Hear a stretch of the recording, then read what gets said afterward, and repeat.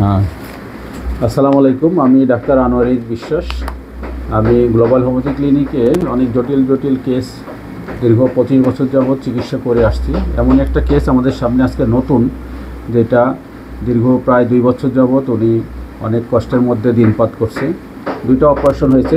23 সালে একবার একটা অপারেশন হয়, তার প্যানক্রিয়াটিক ডাক্টে অবস্ট্রাকশন হয়, গলব্লাডার অপারেশন করা হয় এবং এটা বাইপাস করে দেওয়া হয়েছিল। 2 বছর মোটামুটি ভালো ছিল, কিন্তু এখন তার আবার একটা অপারেশন করা হয়েছে খাদ্যনালীতে। খাদ্যনালী অপারেশন করে সেখানে দেখা যাচ্ছে যে ক্যান্সার হয়েছে, টিউমার পাওয়া গেছিলো। এটা অপারেশন করছে। অপারেশন করার পরে এখন ক্যান্সার এবং বলেছে 4th গ্রেডের।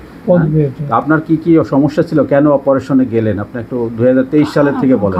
2023 সালে ছিল যা খাইতাম কোনোটাই হজম হতো না। পাউরুটি গুলো হজম হতো না, কলা খেলে হজম হতো না। এই জিনিস পেটের ভিতরে থেকে যেত। জি জি। তাহলে ওই যে এন্ডোস্কোপি না কি করে সেইগুলি করে দেখা গেছে 4 দিন আগে পাউরুটি খেয়েছি, সেটাও করে যাইত। তারপরে ঢাকা মেডিকেলে বললো যে আপনি মানে 72 ঘন্টা ধরে আপনি পানি খেয়ে থাকেন। 72 ঘন্টা ধরে পানি খেয়ে থাকার পরও দেখা গেছে আগের দিন যেগুলি গেছে সেগুলি এখনো হজম রয়ে গেছে। তখন ওরা আর ওই যে নল দিয়ে যেটা করে এইগুলো আর মানে করতে পারে না, ঠিক আছে। তারপরে ওই যে প্রাইভেটে এসে ওইখানকার যে ছিল আর ইনচার্জ ছিল, তো ওনার প্রাইভেটে এসে এটা করছে, পিত্তনালী বাইপাস করা হয়েছে। পিত্তনালী ব্লক ছিল, বাইপাস করা হয়েছে। আর গলব্লাডারটাকে ফালাই দেওয়া হয়েছে। এটা হলো 2023 সালে জুলাই মাসে। আচ্ছা, এই বছরই যে অপারেশন করলেন আবার 2025 সালে জুন মাসে যেটা করলাম, যেখানে এগুলো হচ্ছে খাদ্যনালী ব্লকে আছে ভিতরে, পরে টিউমার পাওয়া গেছে। টিউমার বায়োপসি করতে যাওয়া দেখা গেছে যে এটা ক্যান্সার হয়েছে এবং ক্যান্সার অসংখ্য জীবাণু আছে, যেটা এই রিপোর্টে বলতেছে সেটা 4th স্টেজ এবং এটার অরিজিন হচ্ছে সম্ভবত গলব্লাডার থেকে যে নালী আসছে, এই নালী থেকে এটা অরিজিন হয়ে আসছে আর কি। তো এইটা হচ্ছে ক্যান্সারের আর সাথে সাথে পেট ব্যথার একটা ঝামেলা তৈরি হয়েছে। সেটা গত 1 মাস ধরে। সেটা হলো 7-8 বার 24 ঘন্টা টয়লেটে যাই, সারাক্ষণ পেট 24 ঘন্টা পেট গুড় মুড়মুড় করতে থাকে। তারপরে আপনার মাঝে মাঝে চিনচিন করে, সবসময় না, মাঝে মাঝে চিনচিন করে, মাঝে মাঝে হালকা ব্যথা করে, মাঝে মাঝে পেট মুড়ছে দেয়। আর যখন টয়লেট করে তখন সাথে সাথে যাইতে হবে, না হলে মনে হচ্ছে টয়লেট হয়ে যাবে এরকম একটা অবস্থা। কয়বার হয় সারাদিনে? 24 ঘন্টা 7 থেকে 8 বার হবে। এবং ওই আমি যখনই টয়লেটে যাই, টয়লেট কিন্তু হচ্ছে সেটা শক্ত হয় না, একবারে পাতলা হয় না, নরম আকারে হয় এবং টয়লেট সববারই হচ্ছে।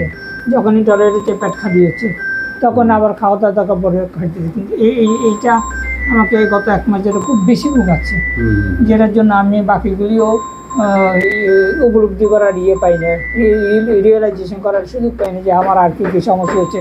ওইটাকে সারাক্ষণ আমার ব্যস্ত থাকতে হয়, ঠিক আছে। ওইটার জন্য ধরেন ইস্যুগুলি বসে খাচ্ছি, মানে এরকম লেবু পানি খাই সকালবেলা, এগুলি খাই, এগুলির সেফ সাইডে নিরাপদ থাকার চেষ্টা করি। তারপর কিন্তু সারাক্ষণই এই যন্ত্রটা শরীরের পেটের এই যন্ত্রণাটা সারাক্ষণই থাকে। বাকি শরীর মোটামুটি যেভাবে আসে আর ওই অপারেশনের ধকল এখনো পুরোপুরি কাটাই উঠতে পারে। ওজন কত এখন আপনার? ওজন এখন 32.5-এর মতো হয়েছে। আজকে তো 32.5।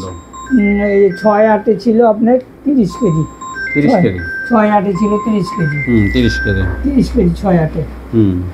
6-8 ছিল 30 কেজি। যখন অপারেশন করি তখন সম্ভবত 34 কেজি ছিল অপারেশনের সময়। অপারেশনের পরে কমে গেছে, তারপরে এখন 2.5 কেজি বাড়ছে। এই ওজন কমের কারণে আপনাকে কেমো দিতে সাজেস্ট করেন না? কেমো দিতে সাজেস্ট না, ওরাল ওষুধ সাজেস্ট করছে। ওরাল ওষুধ সাজেস্ট করছে যে ওরাল ওষুধ খান, তারপর যখন ওজন বাড়বে তখন আমরা কেমন চিন্তা ভাবনা করি। তারপর আবার শরীরে সার্ভাইভ করবো কিনা, ফিটনেসে সেগুলি। আপনার পরিবারে কারো ক্যান্সার ছিল না কিনা? বাবা মা ভাই? আমার বাবা ক্যান্সারে মারা গেছে। কি ক্যান্সার? ওনার ছিল লাং ক্যান্সার ছিল। আর কারো কোনো না? আর কোনো আমার মানে আর মানে নিকট আত্মীয় স্বজনের ভিতরে এই বক্ষ কোনো রোগ ছিল? মা বার্ধক্যজনিত রোগে মারা গেছে। 73 ইয়ার্স। আপনার ভাই বোন সবাই সুস্থ আছে, কারো কোনো এই ধরনের কোনো রোগ টোগ নাই। আচ্ছা, এমনি খাওয়া দাওয়ার কোনো অনিয়ম ছিল আপনার জীবনে? এগুলি মাঝে মাঝে ছিল, ওটা করবো না, যে বলবো না যে একটা সারাক্ষণ নিয়মের মধ্যে ছিলাম। মাঝে মাঝে খাওয়া দাওয়া একটু কমই খাইতাম, বাট অনিয়মও ছিল মাঝে মাঝে। ধূমপান করতেন আপনি? ধূমপান আগে করতাম, 23-এর আগে করতাম। 23-এর পরে অনেক ধূমপান করতেন মোটামুটি? একবারে যে চেইন স্মোকার তাও খাওয়া না। দাওয়া কি টাইম মতো খেতেন নাকি একটু না, খাওয়া দাওয়া একটু হইতো, মানে রাত জাগতেন কোনো? রাতে ঘুম হয় না। এখন ঘুম হয় না? এখনো ঘুম হয় না, আগেও ঘুম আগে থেকে কত বছর আপনার ঘুম হয় না? ধরেন এটা মানে আমি যখন স্টুডেন্ট লাইফ শেষ করে চাকরি বাকরি করা শুরু করছি তখন থেকে আমি রিয়েলাইজ করছি যে আমার আসলে ঘুম হয় না। আর এমনি কি বড় ধরনের মানসিক প্রেশার বা টেনশনে না, ছিলেন? এরকম কিছু না, এরকম কোনো কিছু না। আঘাত পাইছেন মানসিক, না, এরকম কিছু না। পারিবারিক, সামাজিক, অর্থনৈতিক না, কোনো না, বিষয়? না, এরকম কোনো কিছু। তবে স্টুডেন্ট লাইফে যে পড়াশোনা করতাম সেই জন্য এটা ঘুম হয় কেন বুঝেন, কিন্তু যখন চাকরিতে আসলাম তখন একটা তো ফর্মে আসলাম, তখন বুঝে যেত যে ঘুম হচ্ছে না রাত্রেবেলা। রাতে ঘুমোতো না? ঘুম হইতো না, আগে 1 ঘন্টা 2 ঘন্টা ঘুম হতো, এখনো কিন্তু ঘুম হয় না, ঘুম কম হয়? ঘুম কম হয়। তবে মজার জিনিস হলো যে এত কমের পরেও আমি কিন্তু কোনো ঘুমের ওষুধ খাই না। আমি ওই ঘুম হয় না বাস, ঠিক আছে। পানি পিপাসা কেমন আপনার? পানি পিপাসা কম হয়, কম খাই পানি। আপনি গরম কাতর মানুষ না শীত কাতর মানুষ? আমি হলো গরম পছন্দ করি, শীত খুব এটা পছন্দ করি না। কি কি খাবার পছন্দ আপনার? টক জাতীয় খাবার পছন্দ, আর এমনি নর্মাল রেগুলার খাবারটা। আর স্পুর তো মাঝে মাঝে সবাই পছন্দ করে, তবে মিষ্টিতে টক জাতীয় খাবারটা খুব টক বেশি। পছন্দ? এখনো টক জাতীয় খাবার পছন্দ করি। আপনি আমরা বলেন, লেবু বলেন, এই মানে কামরাঙা বলেন, এই যে জাম্বুরা বলেন, এই জাতীয় যে টক জাতীয় ফলগুলি আছে, আপনি যদি কমলা খান, কমলা যদি টক জাতীয় হয় এটা ভালো লাগে। মালটা খেলে মালটা যদি টক জাতীয় হয় এগুলো ভালো লাগে। আঙ্গুরে যদি টক জাতীয় ভালো লাগে, আবার ওয়ার মিষ্টি হলে ভালো লাগে।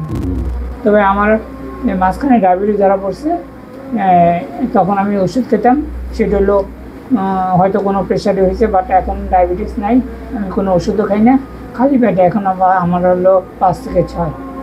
এই যে এমনি আপনার রোগের কারণে মানসিক অবস্থা কি, মানে কিরকম মনে হচ্ছে মনের ভিতরে যে আপনার যে ক্যান্সার ধরা পড়ছে বা অসুস্থ দীর্ঘদিন যাবত প্রায় 3 বছর? না, অসুস্থ হতে ধরা পড়ছে। কি মনে হয় যখন রোগের কথা ভাবেন, চিন্তা রোগের করেন? কথা ভাবি যে হয়তো একটা বেটার ট্রিটমেন্ট করা ভালো, সেটা হয়তো করতে পারতেছি না, এটা একটা মানসিক যন্ত্রণা থাকে। যে আপনি তো অনেক বড় বড় ডাক্তার দেখালেন, এবার সেটা শুধু অপারেশনের সময়, এমনি কোনো আমাদের বিআরবি যাই হোক আর কি, ভালো ভালো ডাক্তার এমনি দেখালেন? কোনো দেখায় না, ওই যে ওইগুলি তো বললাম না, ওইগুলিতে যাই হোক আর কি, ঠিক আছে। তো আপনি আজকে আমার কাছে তো প্রথম আসলেন, জি, তো হোমিওপ্যাথি চিকিৎসা নেওয়ার সিদ্ধান্ত নিচ্ছেন কেন? ওইটা যে কস্টিং, আমি যেহেতু 2 বছর ধরে কোনো কাজ চাকরি বাকরি করি না, কাজকর্ম করি না, সুতরাং ওইটাকে সার্ভাইভ করা আমার পক্ষে সম্ভব না। গত 2টা অপারেশনের সময় যা ছিল সবই গেছে, এবং 2 পক্ষই আমার নিজের পক্ষে। আর কোনো কারণ আছে? একটা হলো যে আপনার খরচ কম, এই জন্য হোমিওপ্যাথি আসছে। আর কোনো কারণ? আর কোনো খুব একটা কারণের কথা বলবো না। এই পেশেন্ট যে অমুকে ভালো হয়েছে বা এরকম, এই জন্য আমাকে না, এরকম কোনো কিছু হয় না। আমার যখন ওই যে আনার সাদাসে বললাম যে এইটা তো আমি বিয়ে করতে পারবো না, এইগুলি করতে পারবো না। ডেন্টিস্ট, একজন ডেন্টিস্ট আনোয়ার সাদাত স্যার উনি বলছেন, তখন বললো যে আপনার কথা হোমিওপ্যাথি, মানে আমার কথা বলছেন, আপনার কথা বলছেন, হোমিওপ্যাথি চিকিৎসা করে দেন। জি জি জি, আপনার নাম সাজেস্ট করছে যে হোমিওপ্যাথি চিকিৎসা করেন, এটাতে হয়তো যেমন করসল পাতা টাতা এইগুলির কথা উনি অনেক কিছু বলছে। তাই আমি বলছি যে এইগুলি খাবো না, আমি একজনকে দেখাই তারপরে। যাই হোক, আপনার কেসটা আমি দেখলাম প্রায় আধা ঘন্টা ধরে, প্রতিটা পৃষ্ঠা উল্টায় দেখছি আপনার যে অবস্থা। হিমোগ্লোবিন খুবই কম আছে, প্রেশারও হয়তো কম, আপনার ওজন কম, আবার আপনার যে খাবার থেকে যে নিউট্রিশনটা পাওয়ার কথা সে নিউট্রিশন তো পান না, 7 বার 8 বার টয়লেট হচ্ছে। এই নিউট্রিশন ইমব্যালেন্সের কারণে আপনার ওয়েট লস হচ্ছে, আর অনেক খাবারও নিষেধ আছে, ঠিক আছে। এই কারণে হলো আপনার যেমন মাসলগুলা কিন্তু অনেক লস আগের থেকে, এখন অনেক শুকায় গেছে একদম, মানে 30 কেজি সময় আরো খারাপ অবস্থা ছিল। তো এগুলা হচ্ছে আপনার নিউট্রিশনের কারণে। তো আমরা ওষুধের পাশাপাশি যদি আপনার নিউট্রিশনটা আমরা ব্যালেন্স করে দিই, দেখবেন আপনার ওজন বাড়বে। আমি আশা করি 1 মাসে আপনার 3 কেজি ওজন বাড়বে আমাদের ওষুধের মাধ্যমে, ঠিক আছে। মুখে খাওয়ার ওষুধ দিব ইনশাল্লাহ, আর কেমো এগুলা অন্যান্য ওষুধ যত কমাতে পারবেন তত ভালো। আপনি যত ভালো থাকবেন তত আপনি কমাবেন ওষুধ, আর আপনি ভালো থাকলে অবশ্যই কমাবেন, আমার বলাও লাগবে। আপাতত আমরা 2টা ওষুধ একসাথেই চালু রাখছি, এই ওষুধও চালু রাখবো, আমাদের ওষুধও চালু রাখবো। এরপরে যখন আপনি ভালো ফিল করবেন তখন আপনি নিজেই ওষুধ কমাতে পারবেন। তা আমরা এই কেসটা আমরা রেকর্ড করলাম এই কারণে যে আমাদের যারা হোমিওপ্যাথিক স্টুডেন্ট আছে, বিশেষ করে জুনিয়র ডাক্তার আছে, আমরা ক্যান্সার কেস কীভাবে ডিল করি, একটা রোগীর সাথে আমরা বসে কীভাবে র্যাপো বিল্ড আপ করি, কীভাবে তার কথাগুলো শুনি এবং শুনে তারপরে আমরা কিভাবে তার রেপার্টরির মাধ্যমে আমরা ওষুধ সিলেকশন করি। তা আমরা এই কেসটাতে আপনারাও মতামত দিতে পারেন যে কী ধরনের মেডিসিন হতে পারে, আপনাদের কাছেও জানার আছে অনেক কিছু। যারা ডাক্তার এই ভিডিওগুলো দেখবেন তারা অবশ্যই মতামত দিবেন।